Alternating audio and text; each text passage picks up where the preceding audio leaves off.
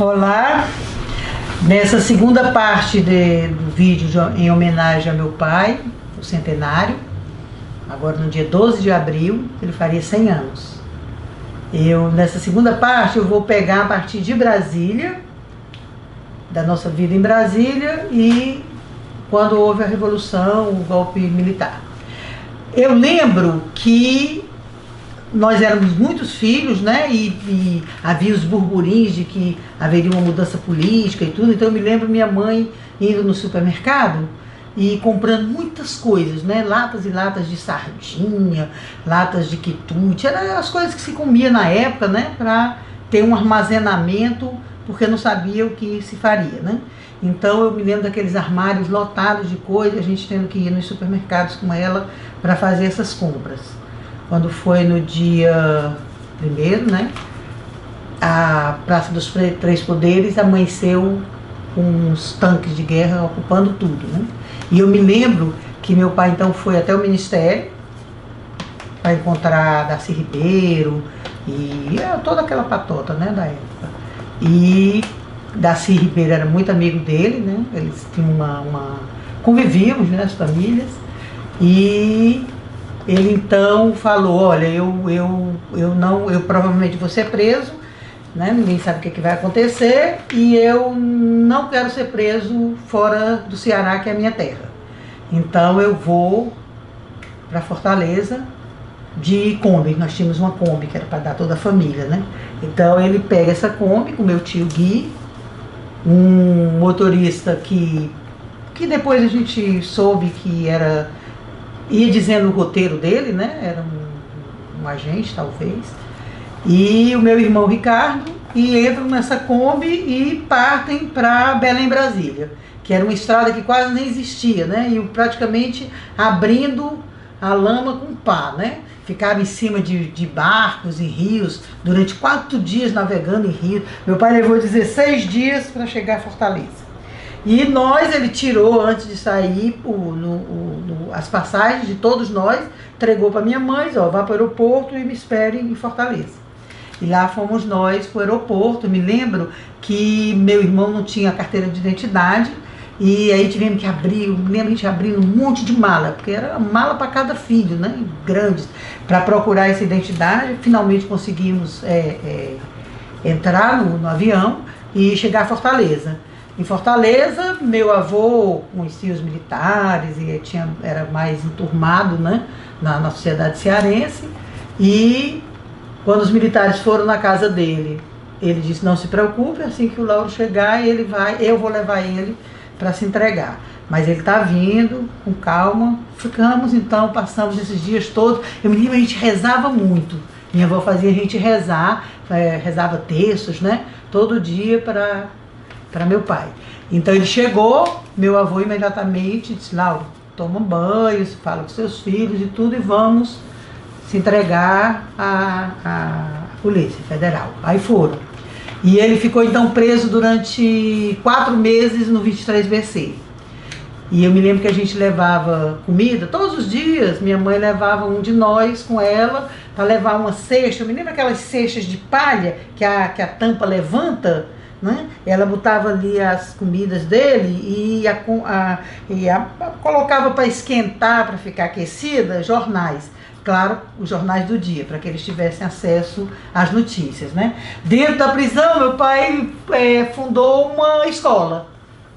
Havia muitos prisioneiros comuns, analfabetos e tudo, então ele fundou uma escolinha e trabalhou essa escolinha durante esses 4 meses. Ele não parava, né? Então,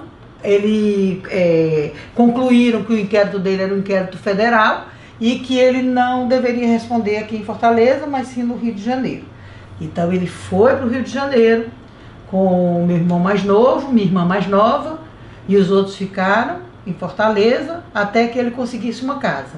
Como ele não tinha mais emprego nenhum, tinha perdido todos os concursos que ele tinha feito, ele tinha perdido seus empregos, ele dependia da igreja, que nos ajudava. Um irmão da minha mãe, o tia Milka e a tia Vilani, receberam eles na casa deles, né? Arranjaram, interessante que foi um coronel que nos cedeu uma casa para unificar a família, Ele queria que a família voltasse a ficar junto, então cedeu essa casa para o meu pai morar e mandaram buscar a gente no Ceará. Então, lá fomos nós, de Kombi, e a Kombi com o sofá em cima. Olha, era uma coisa, parecia um circo, viajando até aquele bando de menino dormindo dentro daquela Kombi. Eu me lembro que a gente parava, minha irmã mais velha abria uma mesinha, botava Nescau, fazia Toddy, tudo, aí cortava os pães, queijo, sanduíche, a gente jantava aquele negócio, aí entrava todo mundo na Kombi antes do anoitecer e toma viagem, né?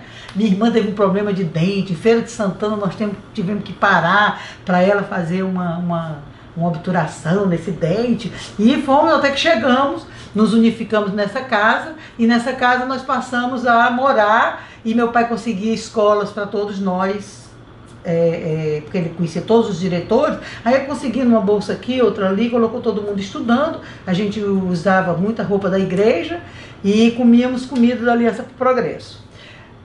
Com o tempo, né, ele trabalhava numa editora como datilógrafo. E minha mãe conseguiu então um bom emprego. E ela disse: Lauro, para e vai arrumar alguma coisa. Eu me lembro que ela contava isso e ele contava também. Sua mãe me obrigou a ficar em casa e pensar alguma coisa para ganhar algum dinheiro. E não deu outra. Ele começou a pensar na dinâmica de grupo. O inquérito dele terminou, não deu em nada, não tinha nenhuma prova contra ele de nada, e ele então começou a trabalhar, né, nessa ideia da dinâmica de grupo, e com os primeiros cursos que ele deu na Bahia, eu me lembro que o primeiro curso que ele deu, ele chegou em casa e jogou o dinheiro assim em cima da mesa e disse que todos nós podíamos comprar uma calça ali. Calça ali era a coisa mais importante para um adolescente na época. Era uma calça extremamente brega, jeans, que tinha uma etiqueta deste tamanho, Lee. Então isso você andava desfilando, você botava a blusa para dentro, para todo mundo ver que você tinha calça Lee, né? Então todos nós ganhamos essa calça Lee nessa primeira viagem dele de dinâmica de grupo. E aí com esse dinheiro que ele foi ganhando, ele conseguiu comprar um apartamento de 3 quartos, então ficavam 3 meninos num quarto, 3 meninos no outro, e ele e a mamãe no outro quarto. Era um atolado de gente dentro do apartamento, um apartamento com um banheiro só para todo mundo. Então era assim meio apertado, mas era nosso. Começamos a comprar esse apartamento. E aí eclode os movimentos estudantis de 1968.